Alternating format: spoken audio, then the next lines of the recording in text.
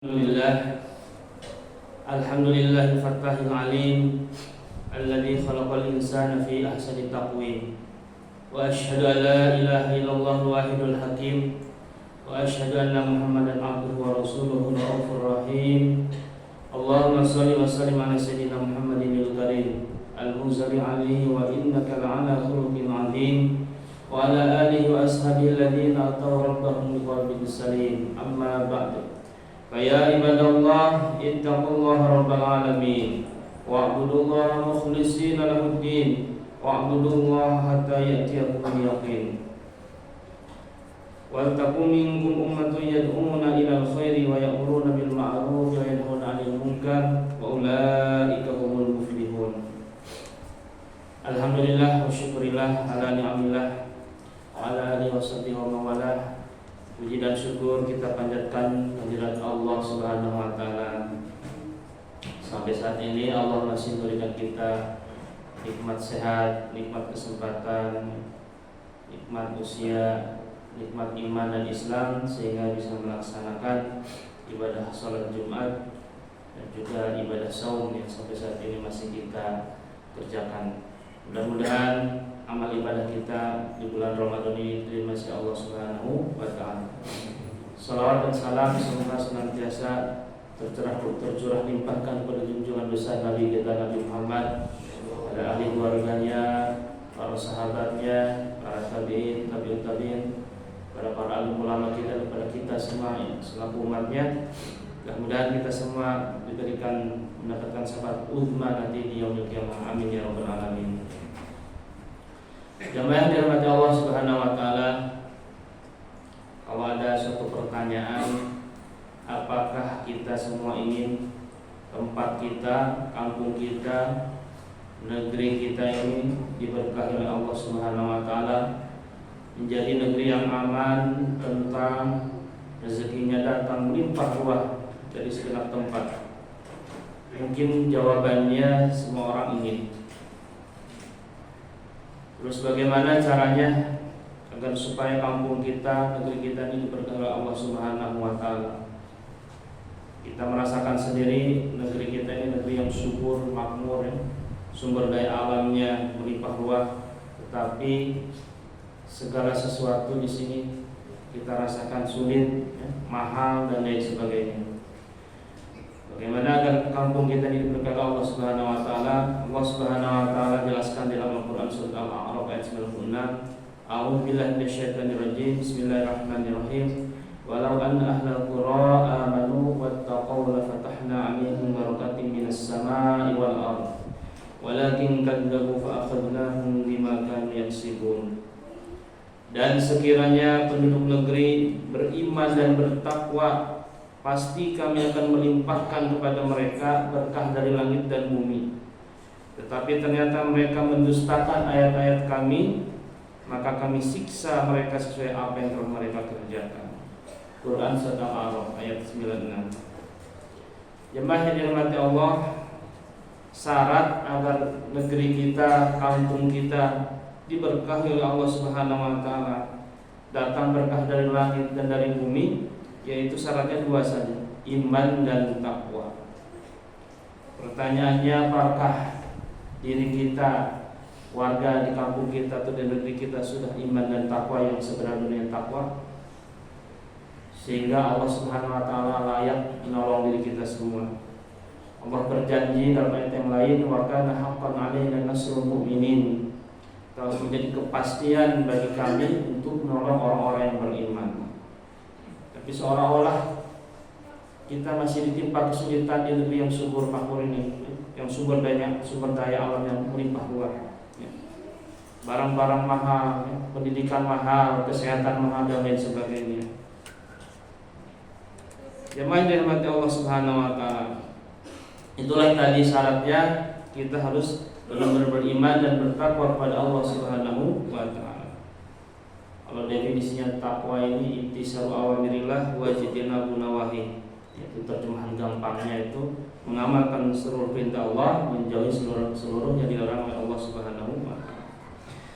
Sebaliknya jemaah sekalian, Ketika iman dan takwa tidak ada pada diri seseorang, iman dan takwa tidak ada pada diri masyarakat kita, penduduk negeri kita, maka keberkahan Allah cabut dari kehidupan mereka, sebagaimana Allah ceritakan di dalam Al-Quran surat An-Nahl ayat 112.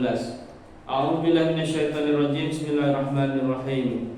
Daraballahu mathalan qaryatan kanat aminatan mutmainnatan ya'tiha rizquha ragadan min kulli makan fakafarat bi an'amillahi fa'adzaqaha Allahu libasal ju'i wal khaufi bima kanu yasna'un. Dan Allah membuat suatu perumpamaan dengan suatu negeri yang dahulunya aman lagi tentram, rezekinya datang kepadanya melimpah ruah dari segenap tempat, tetapi penduduknya mengingkari nikmat-nikmat Allah. Karena itu Allah merasakan kepada mereka pakaian kelaparan dan ketakutan disebabkan apa yang selalu mereka perbuat. Jemaah dirahmati Allah Subhanahu wa taala, itulah akibat ketika umat manusia kufur nikmat kepada Allah Subhanahu wa taala, mengingkari nikmat-nikmat Allah. Allah Subhanahu wa taala cabut nikmat tersebut dari negeri yang tadinya makmur, rezekinya melimpah ruah. Kenapa? Karena sebab perbuatan mereka sendiri. Kata-kata ahli sejarah para ulama, ada satu negeri yang dulunya ini makmur, tapi negeri tersebut penduduknya selalu zalim kepada para nabinya. Dulu dihuni oleh Bani Israel, namanya Babilonia. Sekarang namanya Irak. Negeri ini tidak pernah tentram, selalu terjadi huru-hara dan lain sebagainya. Itulah sebabnya ketika manusia ini tidak mau kembali kepada Allah, tidak mau taat kepada Allah. Jemaah dirahmati Allah, bagaimana langkah yang harus kita lakukan agar kampung kita diberkahi oleh Allah Subhanahu wa taala, masyarakat kita taat-taat kepada Allah Subhanahu wa taala. Yang pertama harus ada ta'awun 'alal birri wat taqwa. Gotong royong dalam mengerjakan kebaikan dan ketakwaan. Gotong royong dalam melaksanakan kebaikan dan ketakwaan. Bukan nafsi-nafsi. Nafsi-nafsi itu nanti di akhirat. Di dunia ini saling menasihati, saling mengingatkan, saling menyayangi, itulah kewajiban kita di dunia. Yang kedua, jemaah sekalian, harus punya cita-cita agar kampung kita menjadi kampung yang agamis seperti Madinah Al-Munawwarah di zaman Rasulullah SAW.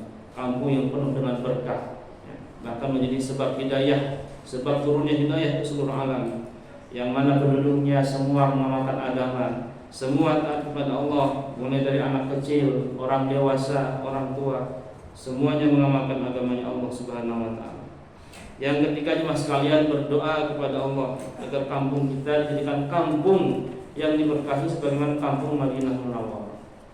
Kalau cita-cita saja tidak ada, bagaimana kita mau berdoa kepada Allah Subhanahu wa taala? Jemaah yang dirahmati Allah Subhanahu wa taala, yang berikutnya bagaimana supaya kampung kita diberkahi Allah Subhanahu wa taala, harus ada usaha, ikhtiar. Allah Subhanahu wa taala jelaskan dalam Al-Qur'an, "Innallaha la yughayyiru ma biqaumin hatta yughayyiru ma bi anfusihim." Sesungguhnya Allah Subhanahu wa taala tidak akan mengubah keadaan suatu kaum sehingga mereka mengubah keadaan yang ada pada diri mereka sendiri. Di dalam ayat lain Allah berfirman, "Dzalika bi anna Allaha lam yakun mughayyiran ni'matan an'amaha 'ala qaumin hatta yughayyiru ma bi anfusihim." Sesungguhnya Allah Subhanahu wa taala sekali-kali tidak akan mengubah suatu nikmat yang telah dianugerahkannya kepada suatu kaum hingga kaum itu mengubah apa yang ada pada diri mereka sendiri. Kaum yang tadinya diberi nikmatnya oleh Allah, tetapi mereka mengubah diri mereka sendiri kepada hal yang buruk, akhirnya Allah rubah yang tadinya nikmat menjadi bencana, menjadi azab. Jemaah yang dirahmati Allah Subhanahu wa taala, yang kelima, bagaimana supaya kampung kita diberkahi, diselamatkan dari azab Allah, yaitu harus ada yang mengerjakan amar ma'ruf nahi mungkar, mengajak kepada kebaikan, mencegah kepada keburukan. Kalau di satu negeri isinya orang-orang soleh, orang-orang pintar, tetapi tidak ada kepedulian terhadap pencegahan maksiat yang dilakukan penduduknya, maka Allah Subhanahu wa taala akan binasakan kampung tersebut, sebagaimana diceritakan dalam sebuah hadis. Abdullah bin Abbas radhiyallahu anhu bertanya kepada Rasulullah SAW, atuhlakul qaryatu wa fiha sholihun, apakah suatu kampung akan dibinasakan padahal di dalamnya banyak orang-orang soleh? Naam, qila bima ya Rasulullah, qol bitahawunihim wa sukutihim an ma'asillah. Rasulullah SAW menjawab, ya. Beliau ditanya lagi, karena apa wahai Rasulullah? Beliau menjawab, karena kelalaian dan ketidakpedulian mereka terhadap berbagai kemaksiatan pada Allah yang dilakukan orang-orang. Hadis At-Tabrani. Jadi jemaah yang dirahmati Allah Subhanahu wa taala, tidak menjadi jaminan kita berdampingan dengan orang-orang soleh, dengan orang pintar di sekitar kita, tetapi mereka tidak ada peduli sedikit pun terhadap kemaksiatan-kemaksiatan di sekitarnya, maka Allah Subhanahu wa taala akan turunkan azab kepada suatu kampung tersebut walaupun di dalamnya terdapat orang-orang yang soleh.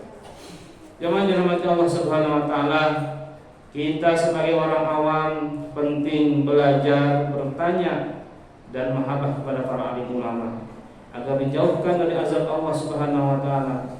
Rasulullah SAW bersabda dalam mafhum hadisnya, apabila umatku mulai membenci ulama dalam hatinya, apabila mereka membangun pasar dan tempat perbelanjaan dengan megah, kalau sekarang mungkin mall ya, dan apabila mereka mengadakan pernikahan hanya karena kekayaan, bukan karena ketakwaannya, kesolehannya dan akhlak yang baik orang yang akan dinikahinya, maka Allah akan menurunkan 4 bencana kepada mereka.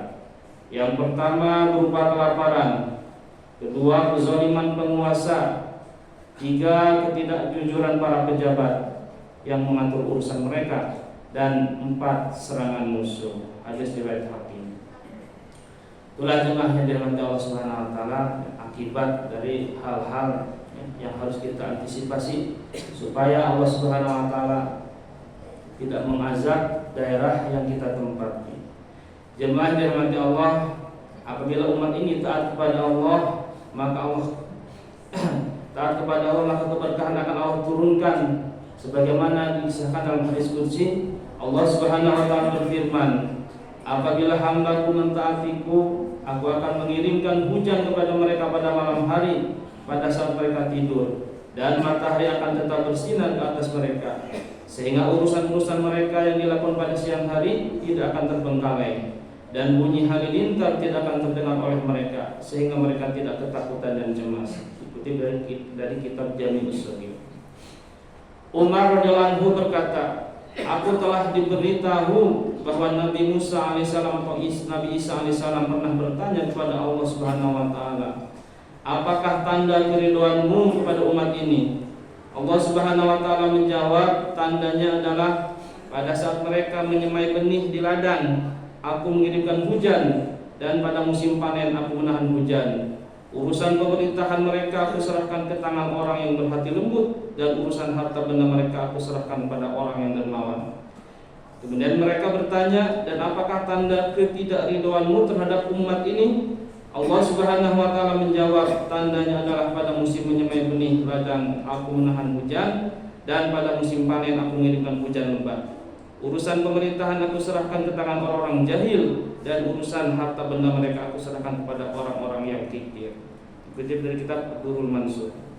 Jemaah dirahmati Allah Subhanahu wa taala, itulah 2 kondisi yang mana dalam hadis diceritakan ada kampung yang diberkahi, ada kampung yang diridhoi oleh Allah, ada kampung yang tidak diridhoi penduduknya oleh Allah Subhanahu wa taala. Itu semua tergantung kepada amal perbuatan kita.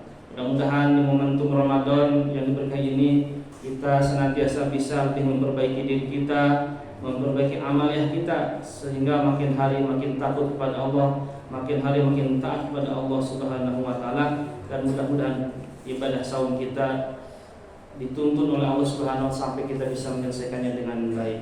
Barakallahu li wa lakum.